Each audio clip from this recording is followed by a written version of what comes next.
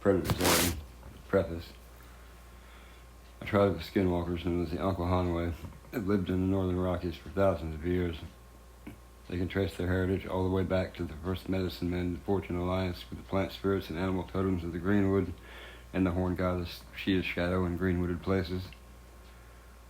Their connection to the greenwood magic makes them immune to poisons and gives them perfect knowledge of the properties and uses of all plants and herbs. One of the blessings of the horn goddess bestowed upon them heightened senses, the ability to communicate with spirit totems and familiars known as animal kinship, and the power to walk in the form of beasts, and so their medicine men came to be called wolf witches. Part 1. Godspeed on the Devil's Wings. Northern Rockies, 1825.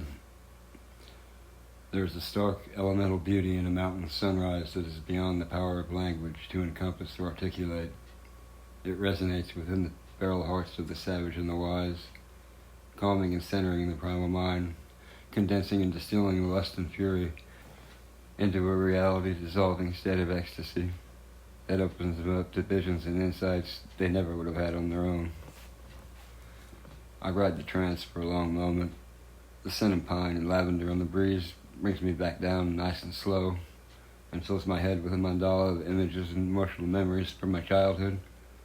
Some bitter, some sweet, some both.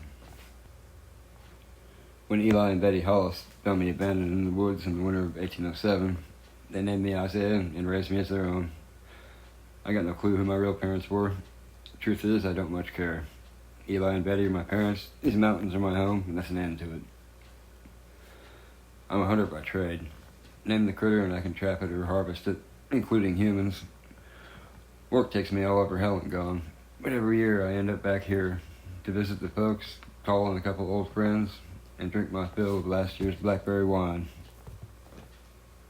First stop on the way back to the folks' cabin is Silver Stag Lake and the home of Jacob Ghost Raven, my oldest friend, and the man who taught me to properly appreciate a sunrise.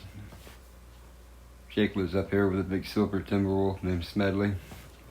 Folks around these parts go to him for healing and advice on when to plant and where to hunt. His mother was Blackfoot and his father was a shaman from a tribe of skinwalkers called the Hanwe. He disappeared around 1807. Some folks say they cut a deal with the Sasquatch to go live with them between the worlds. Others say they shed their human forms permanently and now live as beasts in the wild.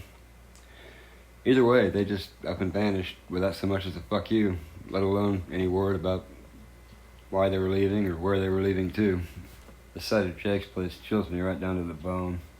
The yard looks like a goddamn slaughterhouse floor. No signs of life, just bloody snow and broken flesh. I gather my wits, check my guns, and head for the tree line to make my way in from the back. Whatever went down here was over hours ago. I ran into 3 sets of tracks coming in from the back. Looks like there were 8 men all told. I make my way toward the cabin, 20 yards from the porch and ankle deep in what's left of the 3 boys who were laying around in pieces. I hear movement inside. I stop cold and level my rifle at the door. Then I hear a familiar growl in my head, then a gruff voice. Is that you, Isaiah? I take a knee and set the rifle beside me, and sure as shit I see the bloody muzzle and blue and golden eyes of Jake's silver timber wolf Smedley step out of the shadows. He bolts across the yard and drops the hand he has in his jaws in front of me, tail wagging a mile a minute. He whines and tries to lift me with his bloody tongue. I throw my arms around his neck and roll him over. He smiles when I scratch his chest. His smile makes me smile. I've never been happier to see the damn monster in all my life. Smedley and I sniff around and try to sort out what the fuck went on here. The 3 men in the yard were definitely taken out by Jake. They must have pissed him off. There were body parts and piles of gore for 20 yards in every direction. Inside the cabin there were 2 more, one with his head next to him on the floor, and one with no guts and no hand. Smedley must have gotten hungry.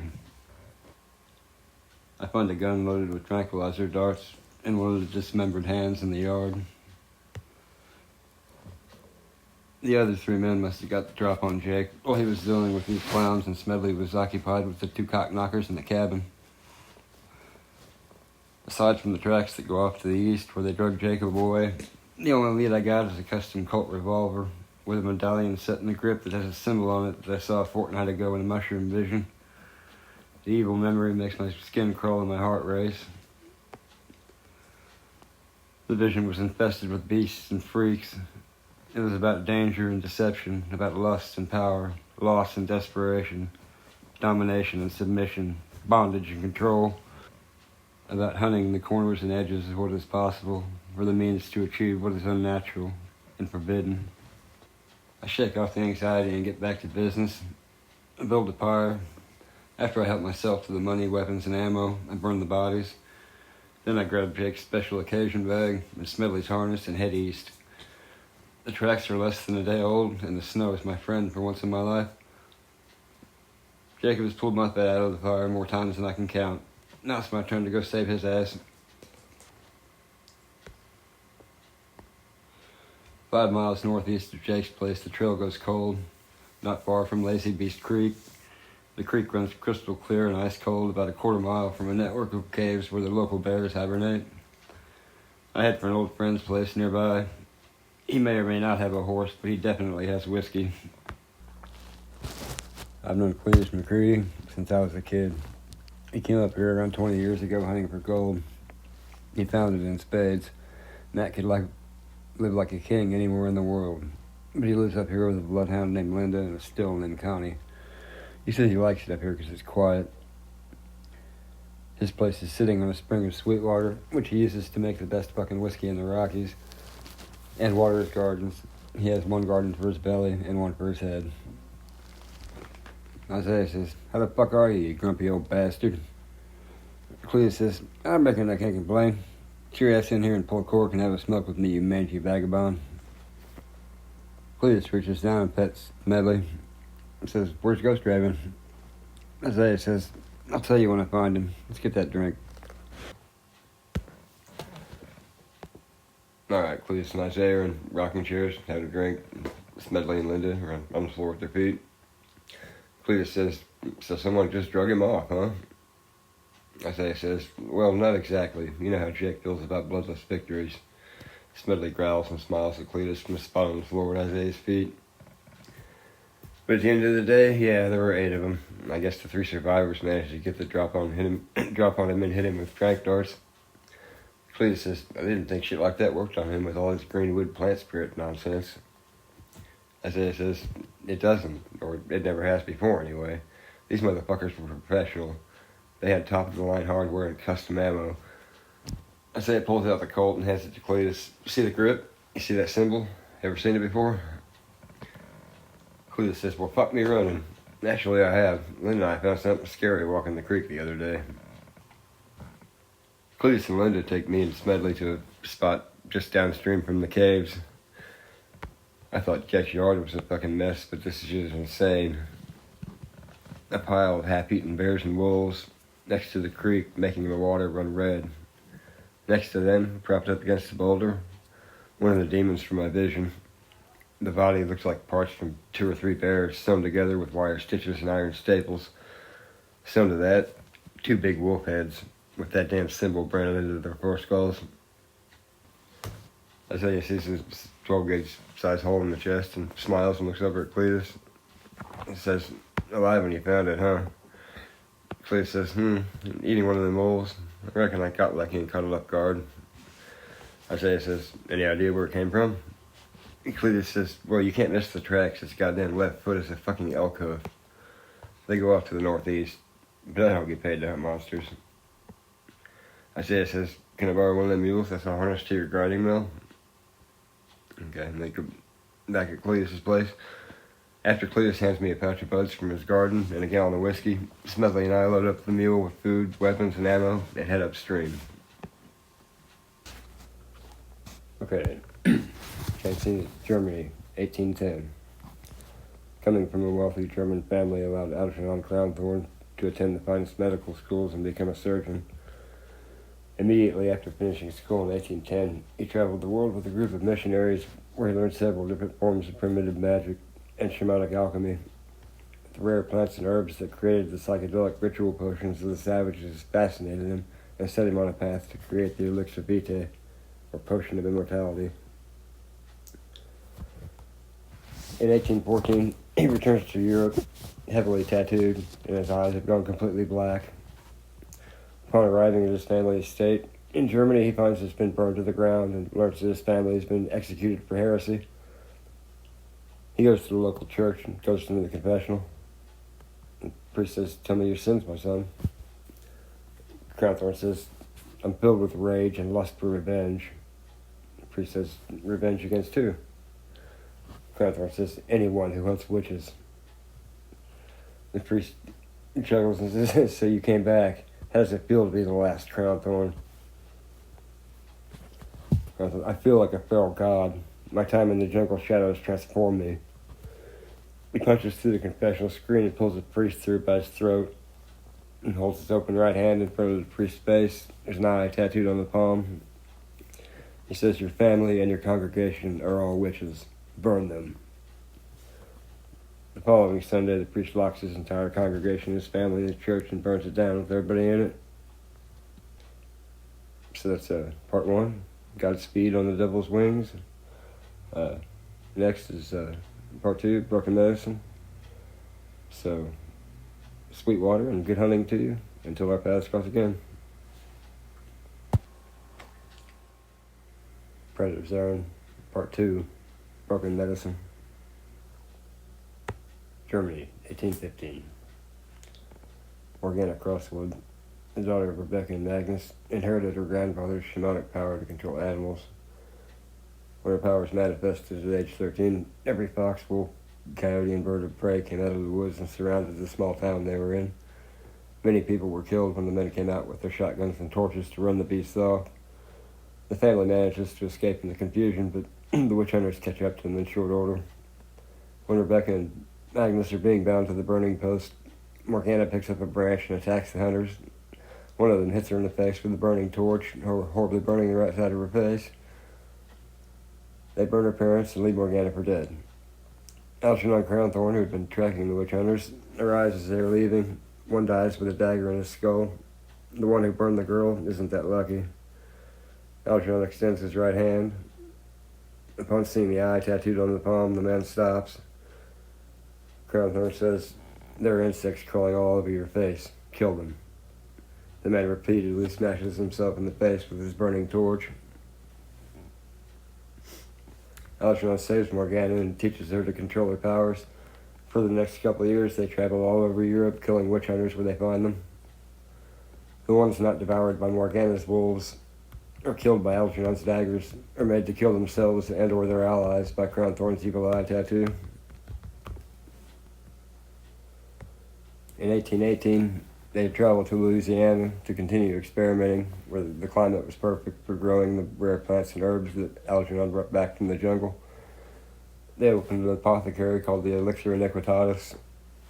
Using different combinations of plant alkaloids and primitive incantations, he creates several different potions. Some heal, some tranquilize, some dissolve steel, some are potent hallucinogens, and one reanimates dead flesh. In 1819, he begins experimenting with animals. By 1820, he's regularly kidnapping human test subjects. Okay, 1823. Wilhelm and Miranda Longfellow. After searching all over Europe for a cure to the strange disease that Miranda was falling prey to, they traveled to America. After getting no answers from the medical community, they begin to look into magical ways of healing, which leads them to Louisiana and Crownthorne and Crosswood. Never one to turn away a potential test subject, Crownthorne agrees to help find a cure. They use the Longfellow fortune to outfit a lab in the basement of the apothecary. After months of testing and failed cures, Crownthorne concludes that a pharmacological cure was not possible and suggests another way of saving Miranda, removing her brain and putting it into a healthy body. Wilhelm reluctantly agrees. Choosing a new body was easy. Acquiring it cost Wilhelm his illusions about good and evil. Any price was acceptable to see Miranda whole again. Kidnapping and mutilating an innocent young woman was something he would just have to learn to live with. After hours of surgery, Miranda's living brain was placed in a glass cylinder where it floated in a fluid created by crown thorn to keep it alive while it waited for a new body. On the night Wilhelm went to kidnap the young woman he'd been stalking, Algernon and Morgana made off with the rest of the Longfellow fortune, leaving Wilhelm to return to an empty shop, except for Miranda's brain and a Colt revolver. Wilhelm picks up their gun and executes his hostage, then turns the gun on himself. With his finger on the trigger, he hears Miranda's voice in his head. "Are you there, my love?" Wilhelm drops the gun and looks at the brain. "Miranda, is that you?" Miranda says, "Yes, my love. Did you get my new body?" Wilhelm pauses for a long moment. "She wouldn't have done us any good. They took everything." Miranda says, "Somehow I can see them. They're headed north. Here, let me show you, my love." Wilhelm sees a huge circus tent just outside of a burning town in his mind. Without a word, he picks up the gun, puts Miranda in a case, and leaves the dead girl in the shop to go on the hunt. Algernon and Morgana take the Longfellow's money and use it to start the Crown Thorn and Crosswood Circus and Freak Show. Miranda's body becomes the first freak in the menagerie of aberrations. Morgana begins gathering beasts for her dangerous predator show, while Crownthorn creates composite creatures using parts of different animals and humans, then animating them to an unnatural life. Some work, some serve as bodyguards, and some are designated to acquire new test subjects. Traveling from town to town, Crownthorn and Crosswood leave a trail of missing people and livestock. Smaller towns are used as laboratories until all the people are used in experiments or fed to Morgana's beasts. Then the town is razed to the ground. They head north, all the while looking for the last piece of the mystery that would manifest the formulation of the elixir vitae.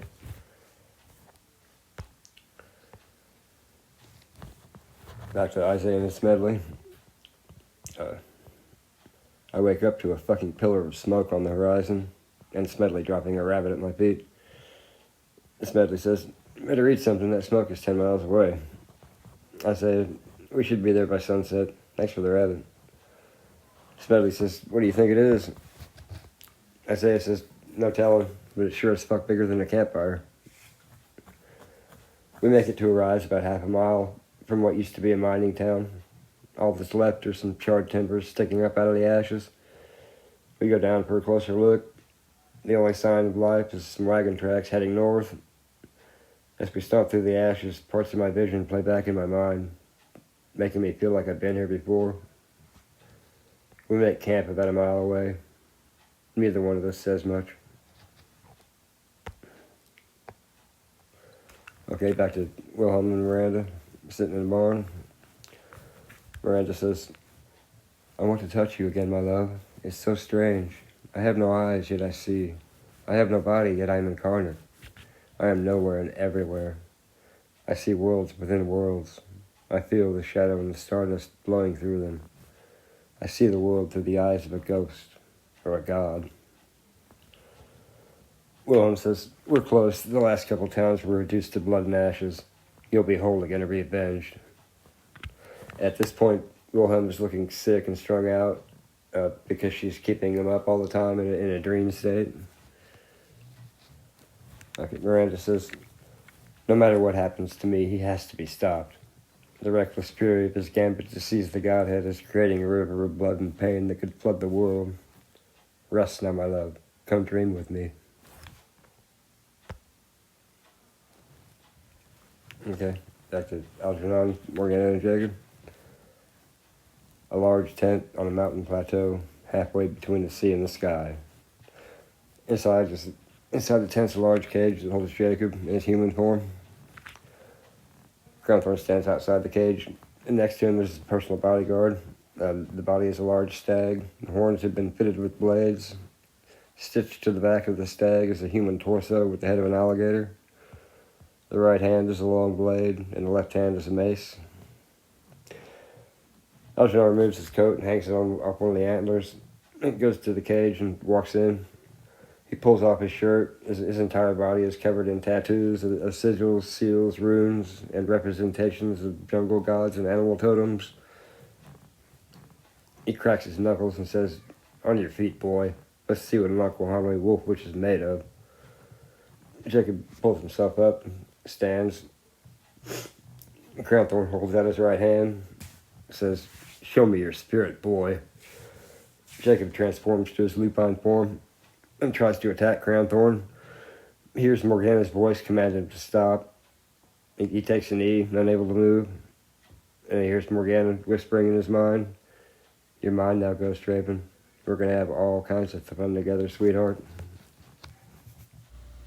Okay, that was part 2, Broken Medicine. Next time around, part 3, Crooked Crossroads.